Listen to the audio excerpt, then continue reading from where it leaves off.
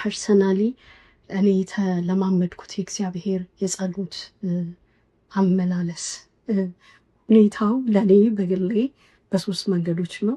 አንደኛው ብሎ ጸሎቴን ይመልስልኛል፣ ልመናዬን ይሰጠኛል። ሁለተኛ ኖ የሚል ምላሽን አገኛለሁ፣ አይሆንም የሚል የጸለይኩት ጸሎት ከእግዚአብሔር ዘንድ ግራንት አያገኝም ማለት ነው። ፎር ኤኒ ሪዝን እግዚአብሔር በሚያውቀው ምክንያቶች ኖ የሚል ምላሽ አገኛለሁኝ።